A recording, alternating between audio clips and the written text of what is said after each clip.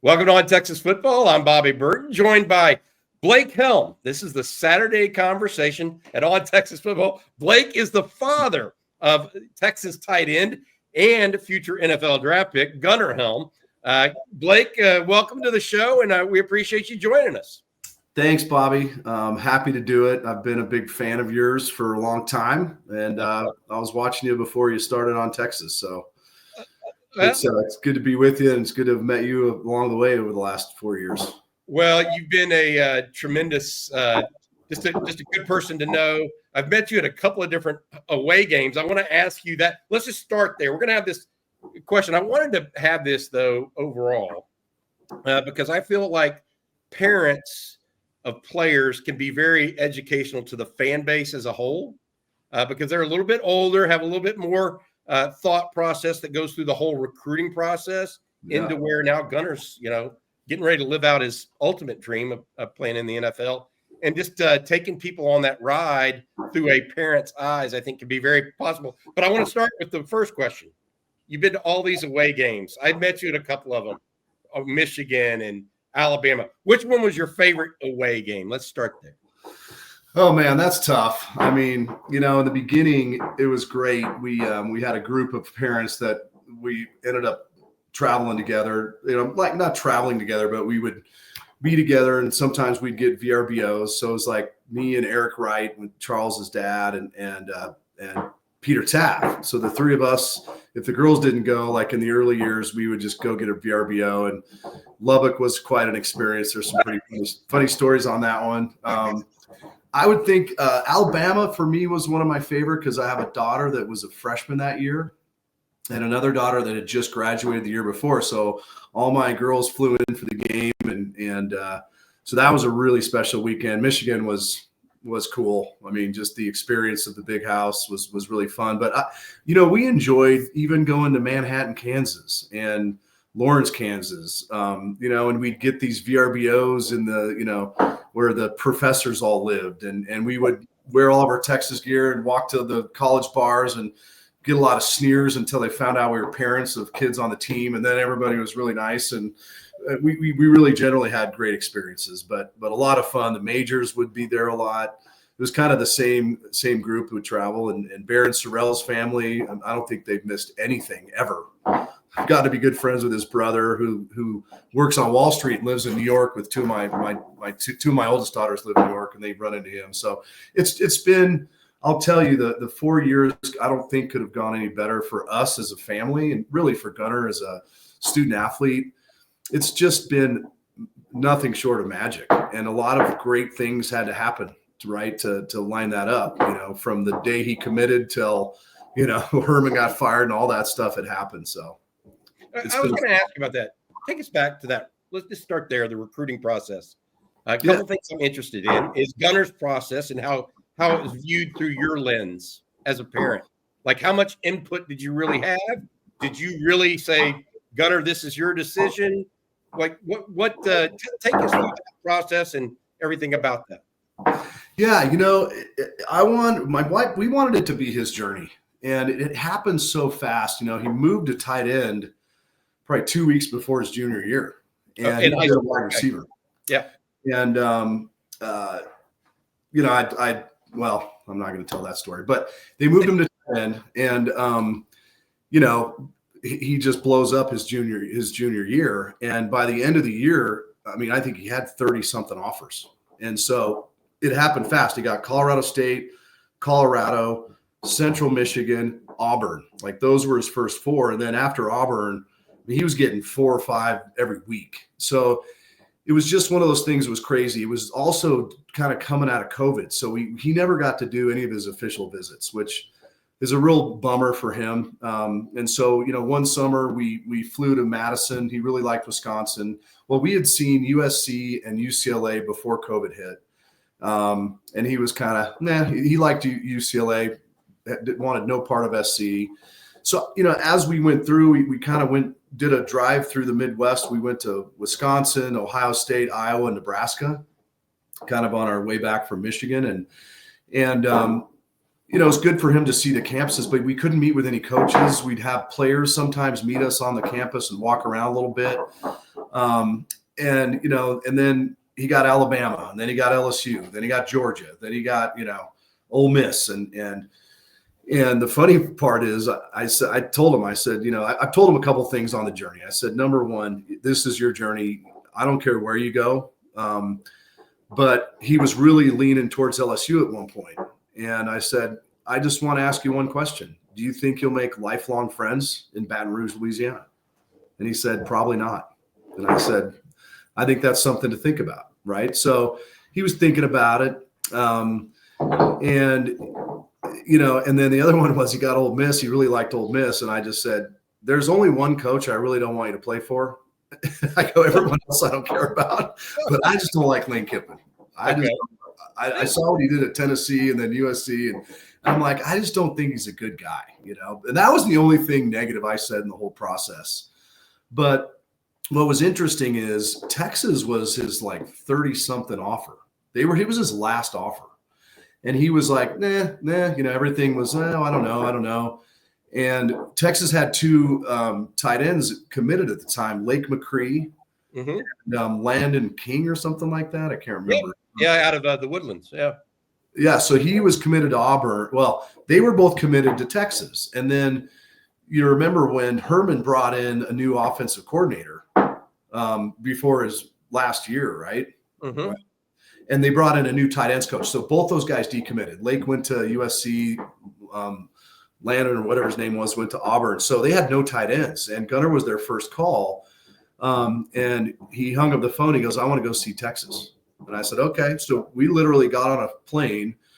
We flew down there. Again, we couldn't meet with any coaches. We walked around the 40. We had met briefly with who was the tight end out of Scottsdale, really good kid, was hurt and ended up medically retiring, tight end. Oh boy. I can't remember off the top of my head. I'm drawing a blank on his name. Really good guy. We talked to him for a little bit, but just kind of walked around and we went to dinner before we flew back that night.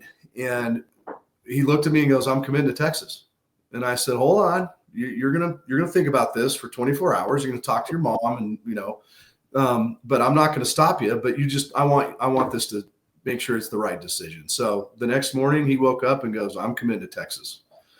And I said, okay. And he had Texas players texting him, bro, you know where to go. I mean, if you're a Texas X and you're a football player, Texas X, you got the alumni support here that will take care of you, anywhere you want to be, any industry you want to be in.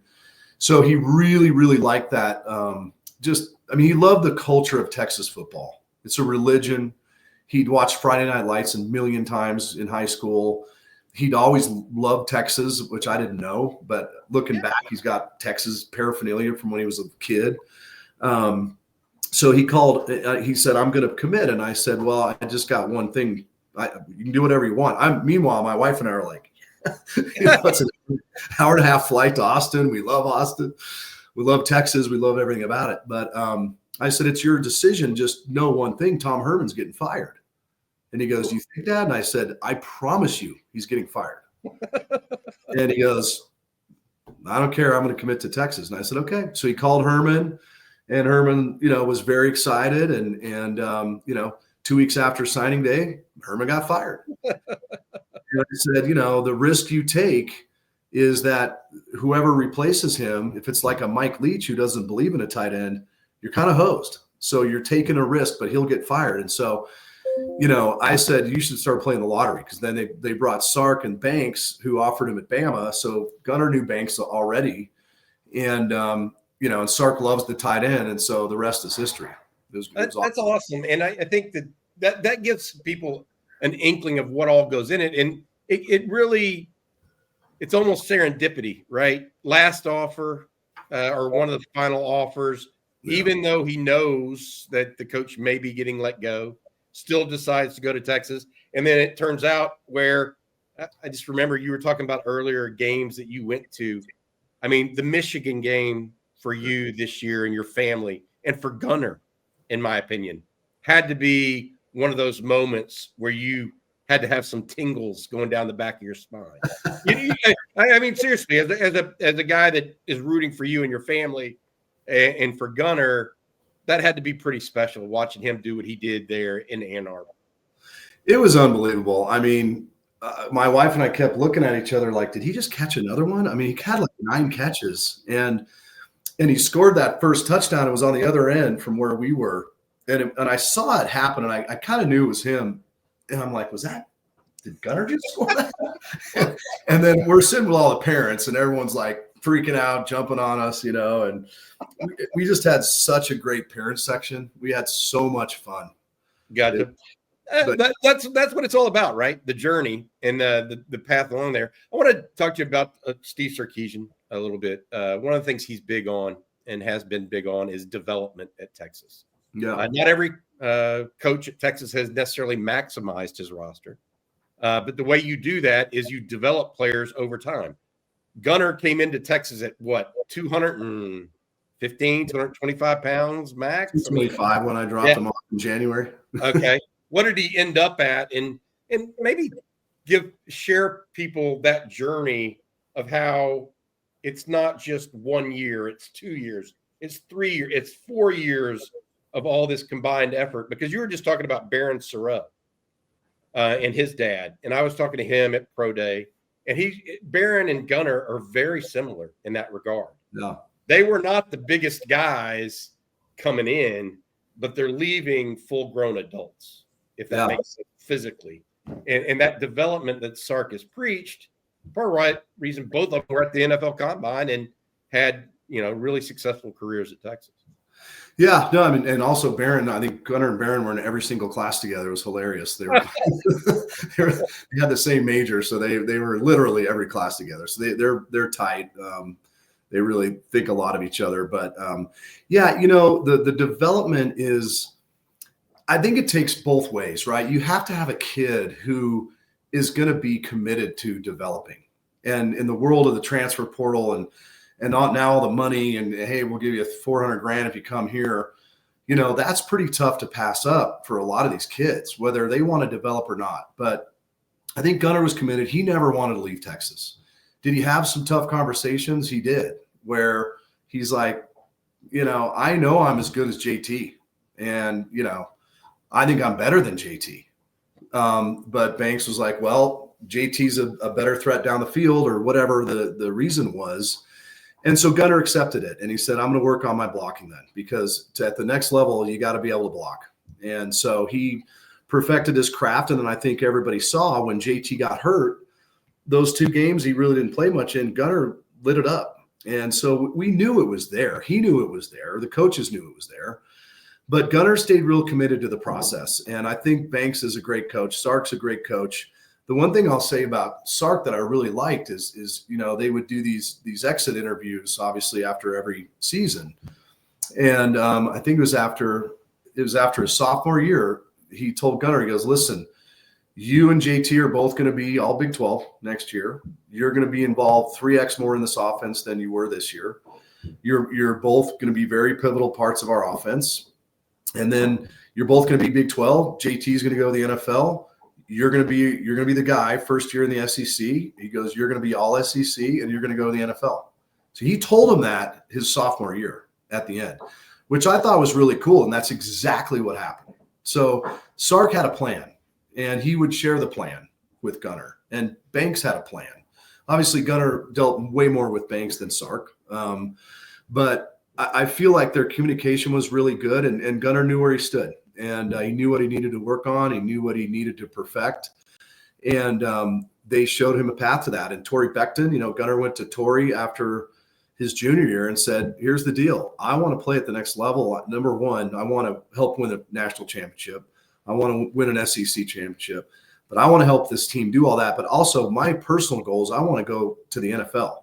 What do I got to do to accomplish all 3 of those? And Becton put a plan together for him, and he stayed after and worked on the jugs, and he would make the other tight end stay after and hit the sled, and he would do different things in the weight room and work on his explosion, work on his footwork. And so Becton put a plan in place for him as well, in working in conjunction with the other coaches. So I think the development is a big deal, and I think they do that in Texas. And I think it's really, really hard for these coaches, man. I wouldn't want to be a college coach in this era. It's brutal. Yeah, I mean, you got the NIL tampering and everything else going on.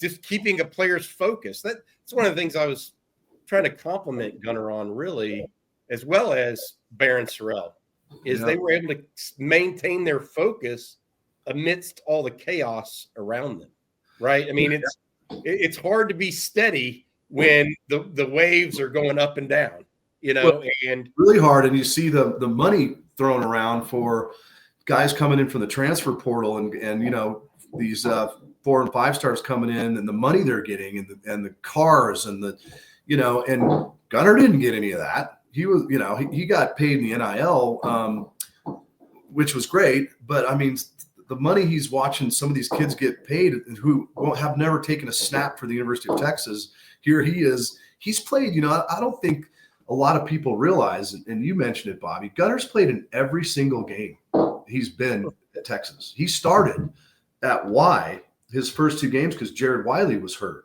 Right. So he's an 18-year-old kid on the road in Fayetteville against Arkansas, and he started at Y.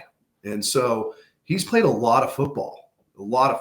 And, knock on wood, he's been healthy through the ride, which is really helping him, all of that kind of combining, for his NFL draft prospects, right? It's all helped him. He was academic, all Big 12, academic, all SEC. He's never missed a meeting. He's never been late for a meeting. He's, never missed a practice. He missed a walkthrough 1 year because he got his ankle rolled up on against Baylor. And that's all. And all these scouts and these doctors are like, that's all that's ever happened to you. And he's like, yep.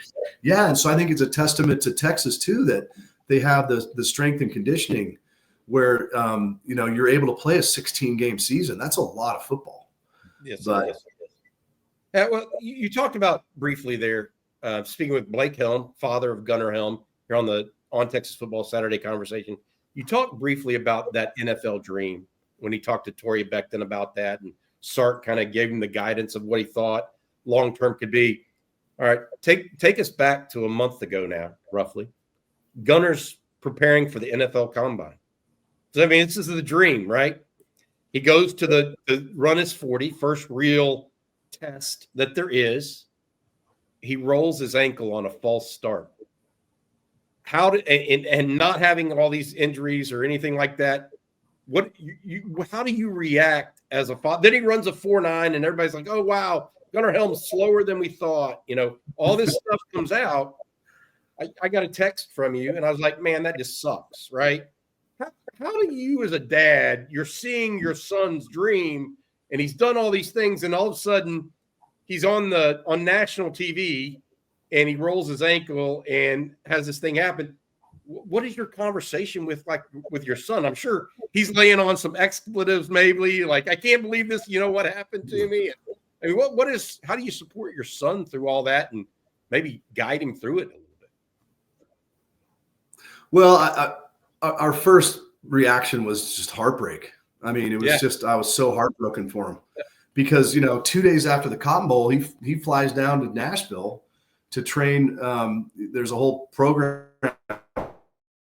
there for his agent who represents tight ends in the league. And he's got awesome pre-combine and pre-camp training. So he'll go back before training camp starts and train with a lot of the tight ends that are in the league. But, he's down there training his butt off. I mean, he was on this very strict meal plan and he was so committed to the process, and all his times, during those 6 weeks were unbelievable. I mean, his first 10-yard splits was like 1.56 or something. I mean, that's running back 10-yard splits. And his, 10 to 20 and his, he was running low 4.6. I mean, mid to low 4.6 when you looked at his time. So not only was he ready, he was excited to run the 40. He's never run one in his life. He's never been timed at a 40 ever. And so he really worked hard at it. And, his his times were good. He was fluid. He was feeling good. He dropped, 6 or 7 pounds. He's been leaned out. So he just was so committed. And to watch that happen, I saw it happen. And I was like, oh my God. And I can't believe he even did anything. And out of all that, he still finished top 4 in the 3-cone and the shuttle, which, I think if he had a good ankle, he might have been the best in all that. But, I still read stuff today. It's like, he slid down the draft boards because of the combine. Well, you come to find out the coaches in the league and the scouts, they know exactly what happened, and they don't care about any of that stuff. So it was heartbreak. I was really proud of him for sticking it out and doing it.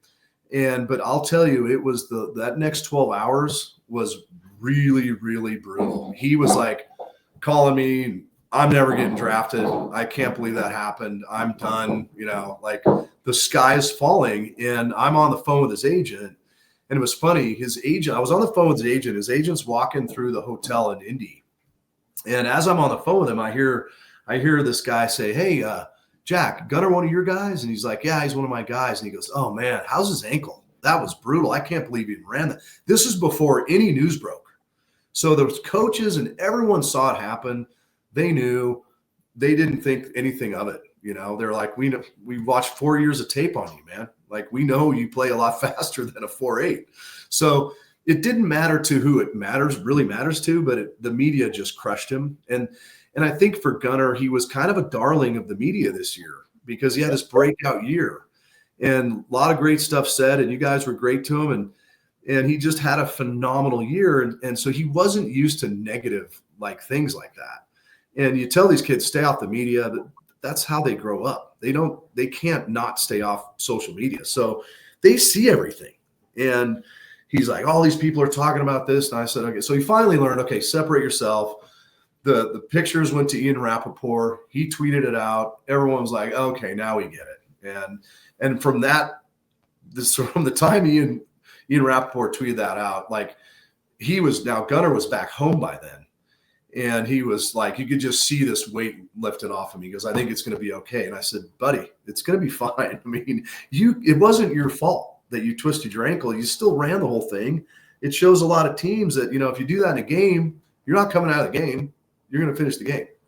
So it turned into a really, actually a positive. Yeah. But it's heartbreaking. I could just imagine if that were my son, for example, heartbreak is the right word, right? Because he's worked so hard, et cetera. But it's good that he's got it back on the right track.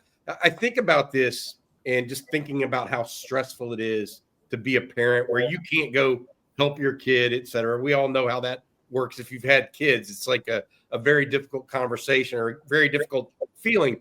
What does it feel like if you're a parent and your son is critiqued in the media? Like how does that, I'll be honest. I mean, here at On Texas Football, when Texas signed Amari Niblack out of the transfer portal, we didn't say that he was going to necessarily start over Gunnar Helm, but we were like, hey, this guy's really, really talented. He could be pushing Gunnar Helm. And you're a dad, and you're like, wait a minute, my son's been here 3 or 4 years. He needs to be, appropriately considered here. How does a parent manage that? Or do y'all try to tune out the media too at some level? Or does this, you get caught up in it, that sort of thing? I do a little bit just because I've become a sicko Texas fan. So I do see that. There's a lot of us. We get it. I do see. I learned a lot. The Cards would travel with us. And okay. Hudson would just get absolutely crushed, and I just felt so bad for his parents. Are the nicest people on the planet. I mean, I love his family, and Hud's a great kid, and nobody deserves that. And so I learned a lot watching how they responded and how they just kind of let it go off their back. And I've gotten to know Quinn's parents really well. And Gunnar's very tight with Quinn. And, so you hear from their perspective, they see it, they hear it, they read it, even, and so you got to be strong for your kid. And you just kind of say, who cares about the media? I mean, nothing against you guys, but you have to say that. It's like, a lot of it's clickbait. They want stories. They want, emotions to come out. I'll watch you guys on Texas Football, Coffee and Football. And the only thing that really pissed me off was Jerry, man. He was in love with Niblack. And I was like, wait a minute. I'll make sure he hears this one part. This part of it. No, I mean that's what I'm getting at, really. Right? Is you want to be a fan and you're rooting for your team. You're rooting for your son's team, but it's you independently because he's got his own journey. I've always thought that would be a really difficult situation because you can't go out there and do the speaking for your son because he needs to do it on his own and do it on the field. And so it almost puts you in this kind of untenable situation where, that happens. My question, overall, your experience at Texas and Gunnar's experience at Texas, positive, what would you say about it? Good for him and his development as a human, all of those things put together kind of as we kind of tie everything up with a bow here. Bobby, I think it 10 out of 10. I mean, he has absolutely loved it. Has there been challenges? Yes, there's been obstacles. Starting with, when he committed, we didn't know JT was a tight end. We thought he was a defensive end. We didn't even know, Gunnar thought he was competing against Jared and that, Brewer was going to be leaving, but he ended up coming back, So the only unlucky thing that happened was for Gunnar personally, great for the team, was that JT decided to be a tight end. So, but I think at the end of the day, it all worked out. I mean, everything happens for a reason. He became a much better blocker and he became a more well-rounded tight end. And I think that he's probably one of the most well-rounded tight ends in this class. And I think he's got the best hands in the class. And I think he's got some of the highest IQ in the class. And he's learned all that, through Texas. It's a very complicated offense. And it's, it's a pro style system. And it's been great. He's made friends for life. I mean, his roommates and Quinn and Jake Majors, and he's going to Hayden Connor's wedding this weekend in Houston. And these guys will be his buddies for the rest of his life. I mean, he has made great contacts at the university with the boosters and alumni that I think he'll stay in touch with forever. There's some of them coming out for the draft party. I mean, they're coming in from San Antonio for the draft. So, and they're friends that we've made. So as a family, it's been the greatest thing I could have ever imagined. I mean, getting, especially this year towards the end, going on all the bowl games and, all my girls are like, well, I can't miss this game. What if it's their last game? It's Gunnar's last game. So, next thing I know, I'm flying 3 girls from all over the country in for every game, and it got very, very expensive. So, but we weren't going to not do it, So, yeah. But for us to be able to, every home game, we'd come in the morning, and all the moms would do a mom lunch. And let me tell you, the mom lunch was quite the ordeal. It was a 4 or 5 hour lunch. And sometimes, I'd golf with Cooper and Taff and some of those guys, or just work out of the hotel. The moms would all go to lunch, but the moms would become really, really good friends. And some of the moms, like Julie Bayouth, Patrick Bayouth's mom, from a couple of years ago, they still touch base and they still stay in touch. So I just think the education, the support of the university, of the student athletes at Texas is second to none. I mean, the fan base, although they can be brutal, every fan base is brutal. And I think it's going to get worse in the NFL, but they're just such a great fan base, and it's the culture is unbelievable. And for Gunnar to be able to come in, and it was a broken culture, and he was one of the guys. And I think, all these interviews at the combine he had, and all these phone calls he's having every day with these teams, they ask him about that. And that's one of the things he's most proud of, is that, when he came in, they were broken. They didn't go to a bowl game. And a lot of guys that didn't want to be there left, or were told to leave by Sark. See you later. You're probably not good for this program. And it was mutual. So Sark got it to where, but Gunnar was one of those guys that was on the forefront. Gunnar and Barron and Jake Majors and, Quinn and Michael Taff and, all the guys that are basically going into the draft this year, they put the program on their shoulders and got it to where Texas should be and should always be. And so he's really, really proud of that. And now, he's going to leave it in a better place than he got there. He's got the best memories he could ever have. So I just can't imagine it could have been a better experience. I really can't. Blake, thank you so much for your time. Been a real pleasure. Congratulations to Gunnar. Where is his draft party? Is it going to be in Denver? Going to be in Austin? Where's it going to be? Well, we're going to do, you don't know what round he's going in. He's projected third. Who knows? I think it'll be third, early fourth, somewhere in there. So I think Friday night is second and third round. We're just going to have family here at the house. And then a buddy of mine owns this is interesting. He owns a sports bar called Choppers, and it's the official Texas bar for Denver. And I didn't know that. And before the Cotton Bowl, he called me. He's like, Blake, do you know that, my bar is the official, like, Texas X's? No, it's like the nationally recognized official bar. And I go, no, dude. He goes, yeah, there'll be like 300 people in burnt orange on every game day. And I go, wow. And he goes, do you think Gunnar would do a video and I'll play it during, a break over all the monitors? And I said, yeah. And so I said, I've got some pictures and I'll have them sign them so you can raffle one per quarter. So I went down there and I gave him the pictures, and Gunnar did a video, and it was right before the Cotton Bowl. And he's like, hey, Colorado, it's Gunnar Helm, and thanks for y'all's support, and, blah, blah, blah. And they played the video during the Cotton Bowl. So anyway, we're going to do a little get together there. So whoever wants to come by and have a beer, we're going to be there that Saturday night when the draft is over. That's awesome, dude. All right, Blake, good luck to you. Good luck to your family, and good luck to Gunnar. And thanks for all he did for the University of Texas, and for the parent support that helps him and helps these young people along the way, man. Blake, take care of yourself. Welcome, buddy.